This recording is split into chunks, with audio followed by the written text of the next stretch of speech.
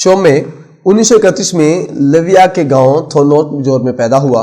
वालिद बचपन में फौत हो गया। खानदान इंतहाई गरीब था। ये लोग मेंढक और कीड़े खाने पर मजबूर थे।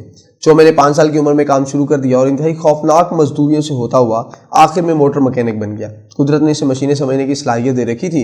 यह हर किस्म की मशीन को भी समझ सकता था और इसका फॉल्ट भी दूर कर देता था। ये जवानी में कंबोडिया के दारुल-हुकूमत प्नोम पेन शिफ्ट हो गया और जैसे तैसे मिडिल क्लास जिंदगी गुजारने लगा। 1960 की दिहाई में कंबोडिया में खाना जंगी शुरू हो गई।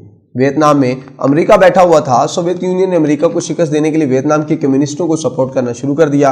वियतनाम अमेरिका और रूस की प्रॉक्सी बन गया। ये जंग फैलते फैलते कंबोडिया में दाखिल हो गई। अमेरिका कंबोडियन हुकूमत को फुल सपोर्ट देने लगा और रूस कंबोडियन कम्युनिस्टों को असला और रकम देने लगा और ये मुल्क शदीद खाना जंगी का शिकार हो गया।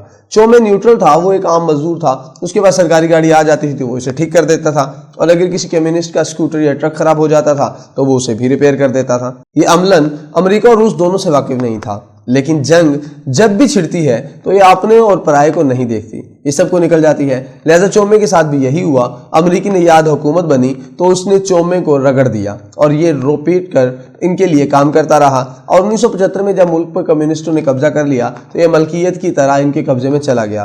कम्युनिस्टों के लीडर का नाम पोल पॉट था। वो अपनी जात में व्लादिमीर लेनिन था। उसने 1975 में अपने गोरेलों के जरिए प्नोम पेन पर कब्जा कर लिया और सारी आबादी को शहर से निकाल दिया। 50 लाख लोग बच्चों, बूढ़ों और बीमारों के साथ अंधाधुंध दौड़ने लगे। ये लोग रास्ते में कीड़े, मेंढक और पत्ते खाते थे और खुले आसमान के नीचे सोते थे। चुनांचे हजारों लोग रास्ते में मर गए। कम्युनिस्ट फोर्सेस भी लोगों को रोककर गोली मार देती थी।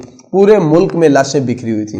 नकल मकानी के शिकार इन लोगों में चोमे और इसका खानदान भी शामिल था। बहरहाल किस्सा मुख्तसर, इस सफर के दौरान कम्युनिस्टों को पता चला चोमे मैकेनिक है। नई हुकूमत ने पूरे मुल्क के लिए ब्लैक यूनिफॉर्म लाजमी करार दी थी।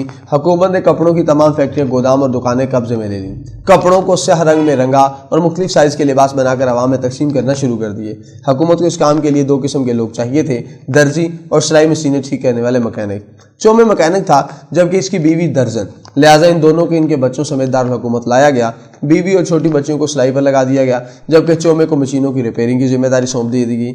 इसे हफ्ते में सिर्फ एक बार अपनी बीवी से मुलाकात की इजाज़त दी जाती थी। ये लोग बाकी 6 दिन एक दूसरे की तरफ देख भी नहीं सकते थे। ये सिलसिला चलता रहा, लेकिन फिर एक दिन इसे गिरफ्तार कर लिया गया। कम्युनिस्ट हुकूमतों ने मुल्क में 129 जेलें बना रखी थी। ये लोगों को उठाते थे, जेलों में फेंकते थे और कैदी इसके बाद बेईमाना तशद्दुद का रिस्क बनकर मर खप जाते थे। प्नोम पेन में भी 8 दर्जन जेलें थीं। तोल्सलेंग जेल इनमें से एक थी।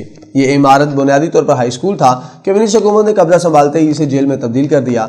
चोमे को इस जेल में लाया गया तो इसकी होलनाकी ने इसकी रूह तक तार तार कर दी। जेल में कैदियों पर इतना जुल्म किया जाता था कि जुल्म को भी तरस आ जाता था।